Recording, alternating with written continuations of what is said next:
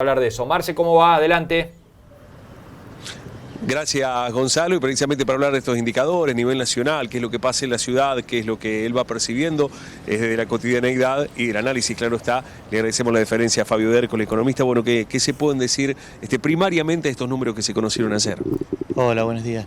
Sí, efectivamente tenemos a nivel nacional un incremento de 1 punto porcentual con respecto al año anterior, que confirma el incremento porcentual que ya habíamos visto en el trimestre anterior. Recordemos que estos datos que estamos conociendo hoy corresponden recién a junio de 2019.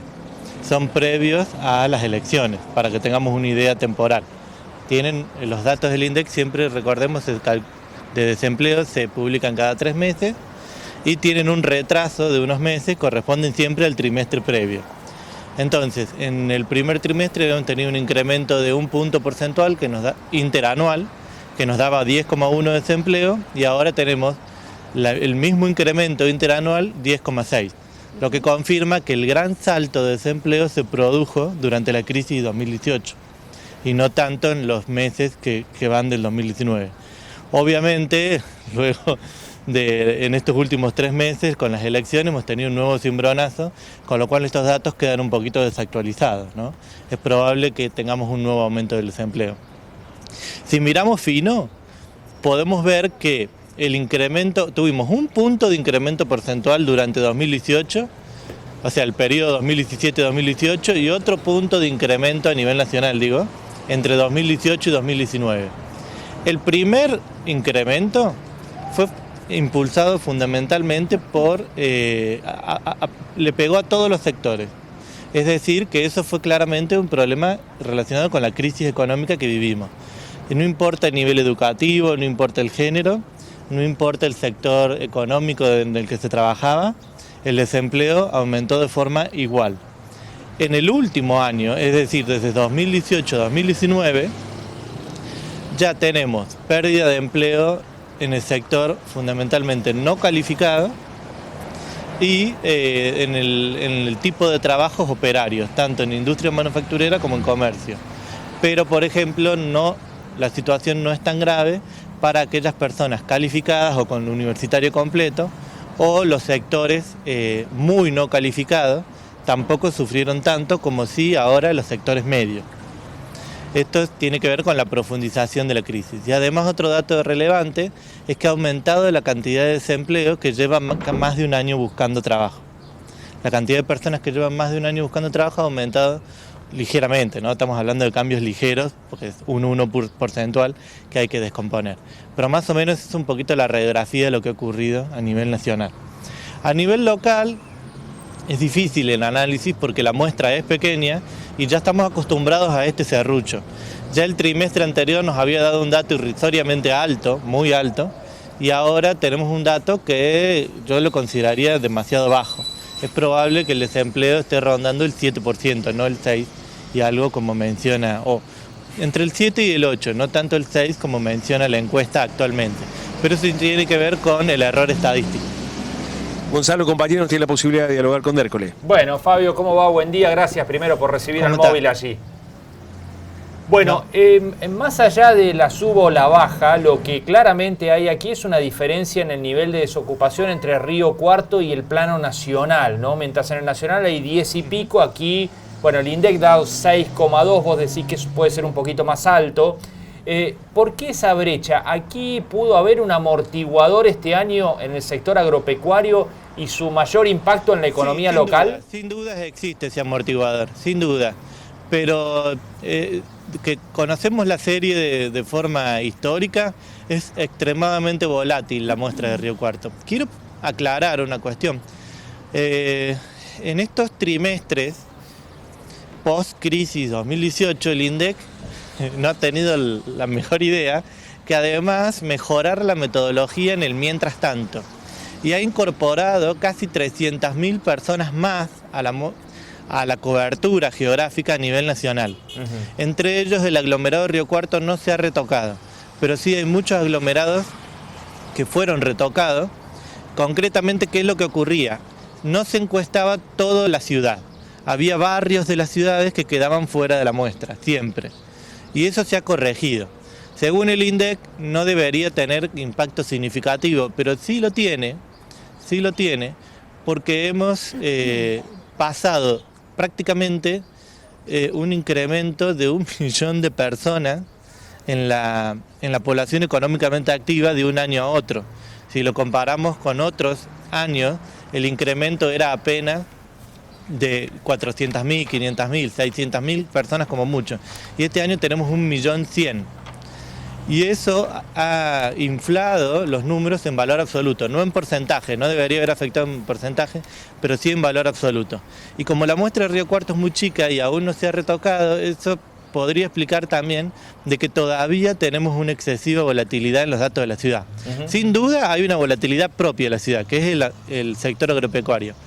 Pero quienes vivimos en la ciudad no percibimos que efectivamente se pueda justificar un nivel de desempleo tan bajo, como tampoco tan alto en otros trimestres como se habría informado. Fabio Fernanda te saluda, buen día. ¿Qué tal? Bueno, esa población económicamente activa que decís aumenta porque más miembros de la familia salen a buscar trabajo y también porque surge el trabajo propio, que uno se genera una fuente de ingreso nueva, digamos. Bueno, hay algo interesante con los informes que está publicando el INDEC. Y es que desde 2017, fines de 2016 hasta acá, el informe es extremadamente detallado. Y si lo analizamos trimestre a trimestre, algo que no podíamos hacer antes, ¿sí?, con los informes que publicaba el INDEC, digo, antes de fines de 2016, se ve, pero de manera muy marcada, un incremento de la tasa de actividad femenina. Claro. Y hay un ligero desplazamiento del empleo femenino por el empleo masculino. ¿Qué quiero decir con esto? Porque en el último año, tanto incrementó la tasa de desempleo como la tasa de empleo. Las dos cosas aumentaron.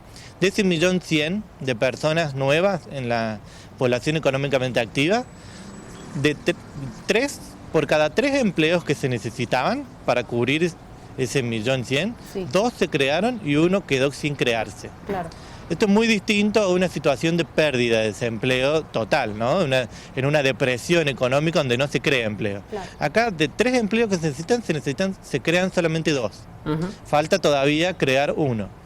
Si tenemos en cuenta de eso, las mujeres son las que más han incrementado su tasa de desempleo y las que menos han incrementado la tasa de desempleo. Mientras que los varones es al revés la situación. Claro. Más aumentó el desempleo y menos la tasa de empleo. De hecho, la tasa de empleo permanece idéntica, sin cambio. Con lo cual hay un desplazamiento de empleo, o sea, masculino, por parte de la incorporación de empleo femenino. Y esto, observando los últimos 2 años, se mantiene constante. Y es un dato interesante porque habla, habla de un cambio cultural, pero también habla de la pérdida de poder adquisitivo que tienen los hogares. Claro. Es decir, en la historia siempre la mujer ha ganado espacios en el mercado laboral, ya sea por guerras mundiales o por crisis económicas, se produce ese desplazamiento. Las empresas terminan prefiriendo. Sabemos que la mujer tiene una brecha de ingreso que, dependiendo del nivel educativo, puede ir desde el 100% hasta prácticamente nada, ¿no? A mayor nivel educativo la brecha tiende a desaparecer, pero en general el empleo femenino es ligeramente más económico para las empresas. Entonces en la crisis se puede aprovechar para hacer ese desplazamiento. Con lo cual, cuando salgamos de la crisis nos vamos a encontrar con un mercado laboral distinto en cuanto a su composición. Fabio, buen día, Javier te saluda. Esto de salir de la crisis, que pareciera que estamos inmiscuidos en un túnel que no vemos la luz, ¿cómo pensás que puede darse o cuáles pueden ser? Estamos en un contexto también de cambio o no político, pero digo, ¿dónde percibís que esta salida puede estar? No, bueno, lamentablemente, si bien yo era optimista, de hecho, si tomamos en cuenta la actividad económica interanual, habría crecido en el primer semestre, si comparamos con el primer semestre de 2017, de 2018, con el primer semestre de 2019, habría crecido apenas, lo cual podíamos ser optimistas. Creo que tras el escenario electoral y el shock fuerte que hemos tenido en el mercado cambiario otra vez vamos a tener unos cuantos meses de recesión más. Con lo cual, en el cortísimo plazo es muy difícil la salida de esta crisis. Pese a que, insisto, hay características estructurales que no se condicen. Es una crisis fundamentalmente basada en malas expectativas. Esto normalmente uno saldría con un aumento del gasto público y este tipo de políticas, pero lamentablemente Argentina está atravesando una situación que desde el punto de vista inflacionario es mucho peor todavía que la situación del desempleo, con lo cual la variable de aumentar el gasto público es una pésima idea también, Claro. porque sería echar leña al fuego a los precios. Así que estamos en una situación bastante compleja y desde el punto de vista electoral de muchísima incertidumbre. Claro. Bien, Fabio, te agradecemos mucho. Sabemos que Lamentablemente estabas... es muy difícil hacer un pronóstico. Claro, Claro, tal cual. claro. Te agradecemos mucho, sabemos que tenés compromisos allí de dictado de clases y demás, así que doblemente gracias. No, por favor, gracias a ustedes por la invitación. Muy amable, gracias Marce. Gracias, Gonzalo. Hasta el próximo contacto.